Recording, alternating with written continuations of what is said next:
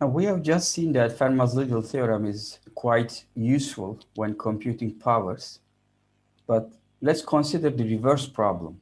Find an integer e that satisfies this r to the power e congruent to a modulo p for given a and r values in z sub p. And here we are going to assume a and p are co-prime, and r is a primitive root. What does that mean? That means r is such a number that you can obtain any value in z sub p as a power of r. So that's what we call a primitive root. And this is the reverse problem of exponentiation. So we want to find not the result of exponentiation, but we want to find an appropriate power value, an exponent value, so that the given congruence relation is satisfied. And this is known as the discrete logarithm problem. And this is not as easy as its converse problem. Okay, so essentially, we do not have an efficient problem, an efficient algorithm to this problem, except for some special cases. So this is going to be essential when we discuss cryptography. Another use of Fermat's little theorem is in that we can use it to compute multiplicative inverses. And this is based on the observation that essentially when you write a to the power p minus 1 in the statement of the theorem as a to the power p minus 2 times a, what you get is this. Something multiplied with a gives you 1 modulo p. So that something must be the multiplicative inverse of a, this. Okay, so if you just compute a to power p minus 2 modulo p, you get the multiplicative inverse. Let's see some examples. For instance, let's find the multiplicative inverse of 7 modulo 11. And we know that 7 and 11 are co-prime. None of them is a factor of the other. And the modulus value 11 is a prime number.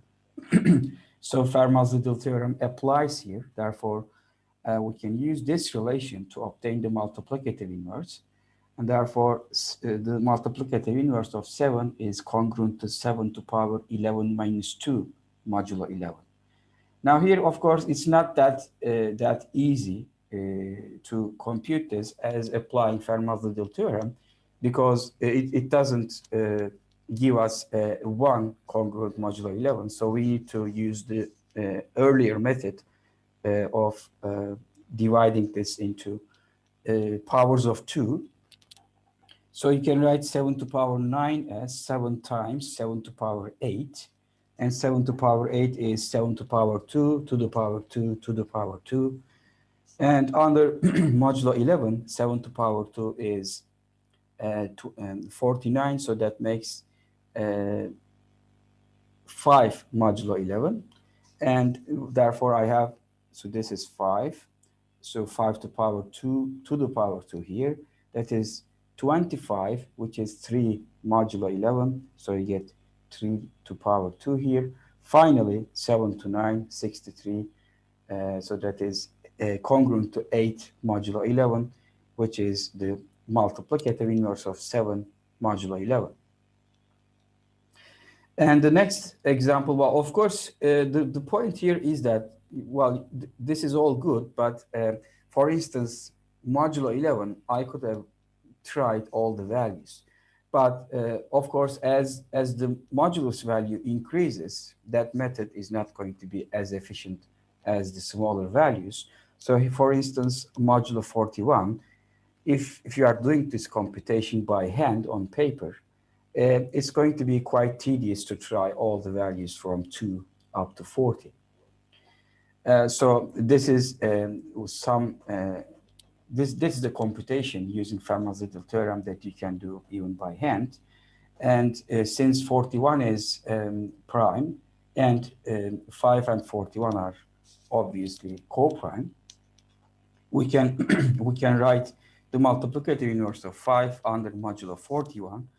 as 5 to the power 49, 41 minus 2, sorry, 39, under modulo 41.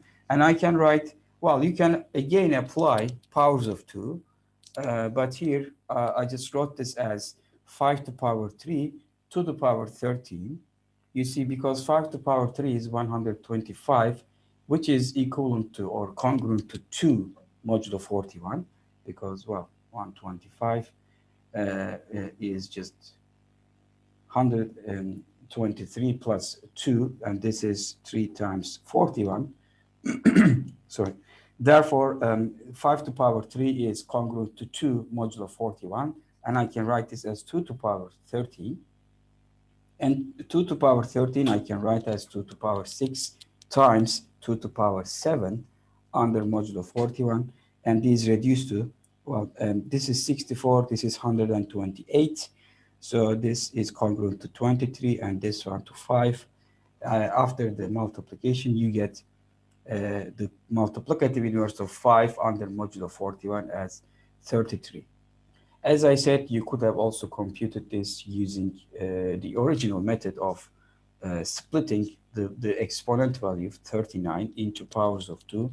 So that would be 32 plus 4, 2, and 1. So you would compute powers of 5 to the power 1, 5 to the power 2, 5 to the power 4, and then to power 8, power 16, power 32, and then multiply these 4 terms to obtain the result, and it should be the same 33 as given here.